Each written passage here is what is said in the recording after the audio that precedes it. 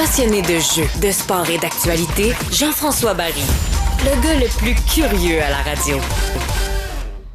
Il est déplorable que malgré les efforts déployés au fil des années par la Société de l'assurance automobile du Québec et les corps de police afin de sensibiliser la population, entre autres au danger de la conduite avec les facultés affaiblies, on continue d'avoir des décès évitables. C'est ce qu'a écrit la coroner Geneviève Thériault dans son rapport sur le décès de Luc Pelcha, qui a été victime d'un accident de la route le 15 septembre dernier du côté de l'Abitibi-Témiscamingue.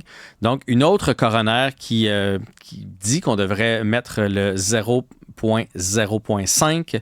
Je l'ai-tu bien dit? 0.0.5, c'est ça, parce que d'habitude, on dit le 0.5, mais il y a un petit zéro quand même avant, au lieu du 0.08, comme c'est le cas présentement. Donc, elle demande qu'on s'ajuste, et c'est comme ça d'ailleurs à travers la majorité des provinces canadiennes. On va en discuter avec Marianne Dessureau, avocate et responsable des affaires juridiques et chargée de projet Alcool Association pour la santé publique du Québec. Bonjour, Madame Dessureau. Bonjour, M. Barry. Alors, cette longue présentation, parce que c'est un sujet qui revient régulièrement dans l'actualité, le fameux 0.05 au lieu de 0.08. On aimerait qu'on le change, mais au Québec, on est réticent. Il reste que le Québec et le Yukon, d'ailleurs, à travers le Canada. Pourquoi on est réticent comme ça? Les causes peuvent être multiples, mais comme vous l'avez dit, on est la seule province, excepté le Yukon, qui n'a pas adopté encore le 0.05. Était-ce une question de compréhension, de sensibilisation?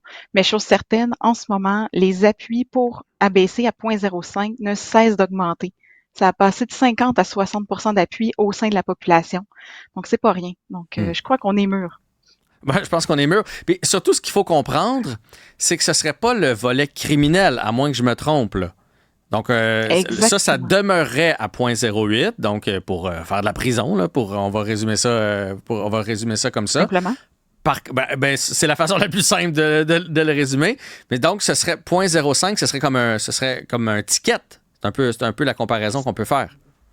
C'est exactement ça. En fait, il faut vraiment que les gens comprennent que c'est vraiment deux systèmes. Donc, ce qui est demandé, c'est qu'à 0.05, entre 0.05 et 0.08, c'est un peu une zone d'avertissement. Donc, un peu comme si on dépassait les limites de vitesse. Donc, on a une amende, ça peut être une suspension de permis. Donc, vraiment, la conséquence, elle peut être de divers ordres, mais ce n'est pas de la prison, c'est pas un dossier criminel.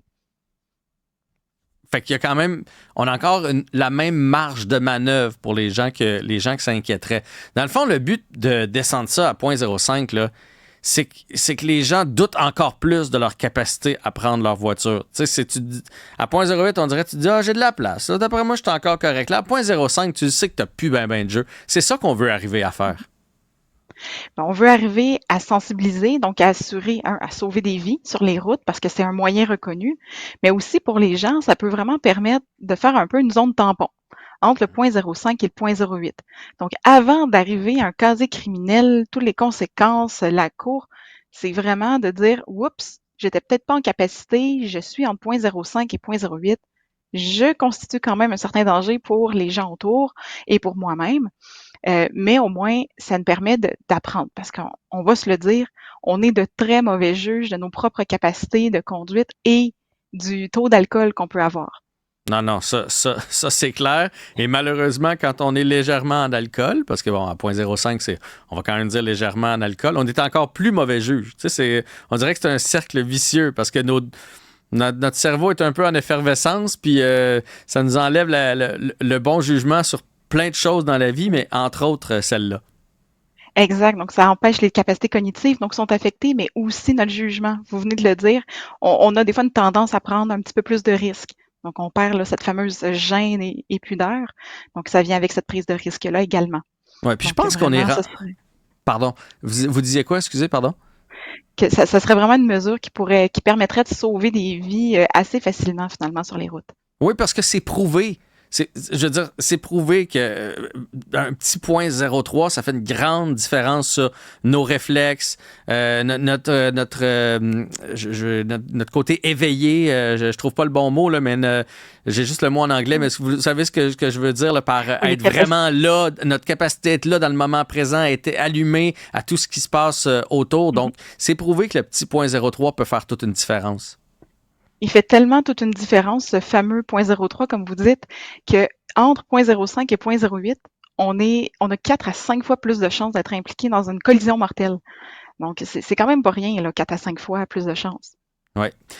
Puis je pense aussi en société qu'on est rendu là. Moi, tu sais, je regarde mes enfants qui ont le 0.00 sur leur permis.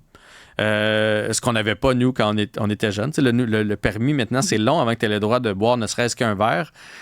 Puis, dans le fond, je trouve qu'on est en train de les éduquer. Je les trouve beaux, les jeunes. Ça se trouve pas tous les jeunes, là, je sais qu'il y en a qui nous écoutent, puis ils vont dire « Ouais, mais moi, j'en connais qui prennent le volant quand même. » Il y a toujours des exceptions, mais de façon générale, ils prennent beaucoup plus de taxis. Des chauffeurs désignés sont beaucoup plus responsables qu'on le faisait, nous, quand on avait leur âge. Puis, c'est des habitudes qui vont conserver plus tard. Ils sont très, très forts sur le sans-alcool, sur on est capable de faire la fête sans avoir nécessairement besoin de prendre 2 bières.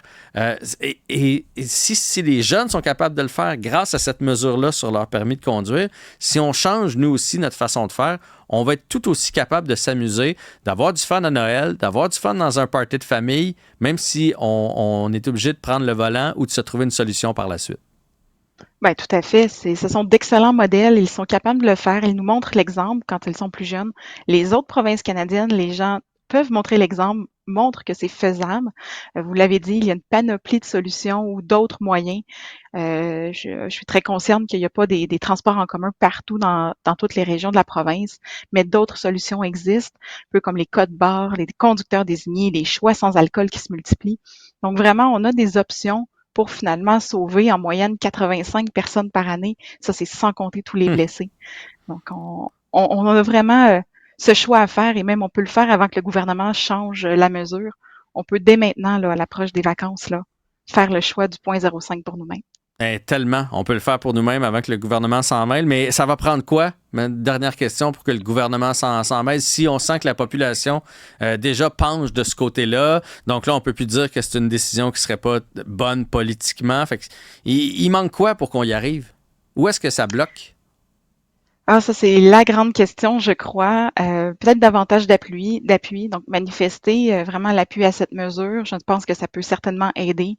Le gouvernement déjà entame des procédures pour refaire une nouvelle vision, des stratégies pour la sécurité au volant. Donc, de manifester cet appui, je crois que ça peut qu'aider. Et si tout le monde finit par le faire et qu'il y a un mouvement pour vers le 0.05 et qu'on se dit, ben, pour nous, on va le faire, je pense que finalement, la norme politique va juste suivre. Ça va devenir un acquis. Donc, on parlait de baisser le taux à 0.05 avec Marianne Dessureau qui travaille pour l'Association pour la santé publique du Québec. Merci du temps cet après-midi.